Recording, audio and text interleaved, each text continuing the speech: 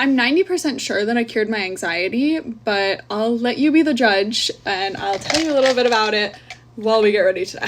I was on Squid Game The Challenge, and I am going to say this is the root cause of the reason I no longer deal with intense anxiety. I could not do any like new activity where I didn't know what was going to happen without physically shaking. Anytime there was a competition or I had to go to a social event, I was a mess. I went to therapy for it. I did workbooks, and while I learned coping mechanisms for how to deal with my anxiety, I never like fixed it. But for those of you who don't know, I was on Squid Game The Challenge, the reality TV show on Netflix, not being able to have any control of the situation, having to show up in a situation where there was 456 random strangers that I had no clue who they were. I flew all the way across the world to London.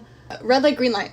There was a lot of waiting around that day. There was a moment when we were waiting in line and I was looking at the sea of people and I was like, this is really weird. I'm not shaking. I'm not nervous.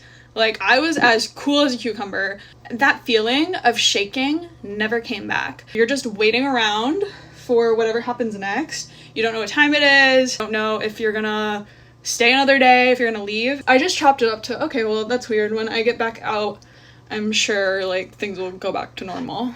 But they didn't.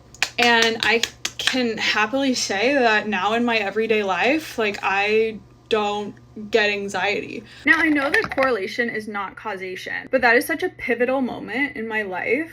I might have not won the $4.56 million, but what I did come out of the experience knowing is that I've always got my back. There's no use in stressing out about the what ifs of situations, because at the end of the day, you're not in control of other people or their actions or how traffic's gonna be that day. What you are in control of is how you act in situations, how you present yourself, how you show up in your day-to-day life. In the big 2025, there are so many resources online, so many people sharing their own experiences. The world is so big and there's so many opportunities, so there's no use in stressing out about the unknowns.